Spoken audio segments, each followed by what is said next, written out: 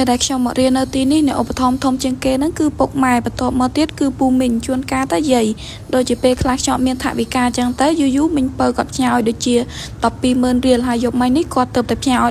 $16ហើយមីងនៅជាប់បន្ទប់ខ្ញុំវិញគឺគាត់ផ្ញើឲ្យ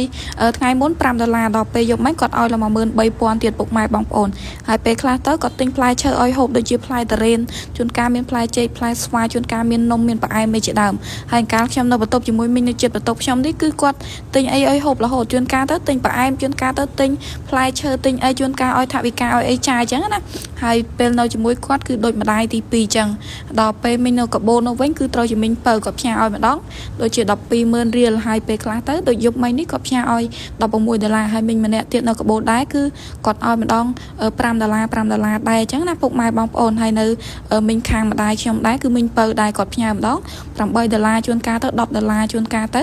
$5ទៀតយូរគាត់ផ្ញើឲ្យរហូតដែរហ្នឹងណាពុកម៉ែបងប្អូនហើយមីងនៅចិត្តបន្ទប់នេះគឺគាត់ឲ្យរហូតពេលខ្លះទៅគាត់ឲ្យដូចជាថវិកាពេលខ្លះទៅឲ្យដូចជារបស់ហូបមកហូបឲ្យដូចជាផ្លែឈើនំចំណីអញ្ចឹងទៅពេលខ្លះទិញទឹកផ្លែឈើឲ្យហូបបើមីងនៅខាងស្ទឹងមានជ័យវិញពេលខ្ញុំទៅលេងគាត់អញ្ចឹងទៅមីងនៅចិត្តបន្ទប់គាត់នាំទៅណាពុកម៉ែបងប្អូនគាត់ធ្វើអីឲ្យហូបអញ្ចឹងទៅពេលខ្លះឲ្យ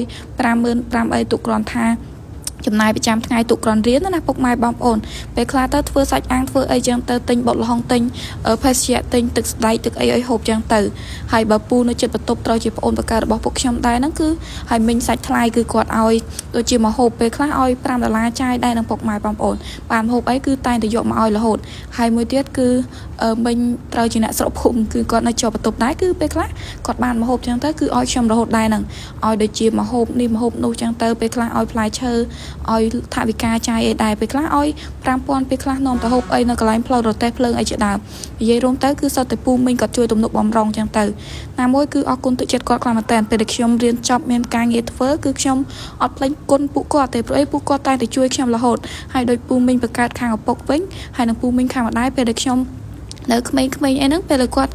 ទៅលេងស្រុកម្ដងព្រោះអីគាត់ធ្វើការនៅភ្នំពេញណាពុកម៉ែបងប្អូនពេលដែលគាត់ទៅលេងស្រុកគឺគាត់ឲ្យថវិការហូតបងប្អូនពុកខ្ញុំ8នាក់អញ្ចឹងទៅគឺគាត់ឲ្យថវិកាម្នាក់10,000ម្នាក់20,000ម្នាក់5,000ម្នាក់អីអញ្ចឹងទៅខែបនខែទៀនទៅចូលឆ្នាំជុំបិណ្ឌឬបនអំទូគឺគាត់ឲ្យ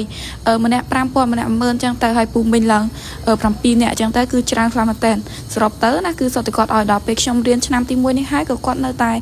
ទំនុកបំរុងដែរហើយមីងខាងម្ដាយគាត់ឲ្យម្ដង$5ឲ្យអីចឹងទៅពេលខ្ញុំ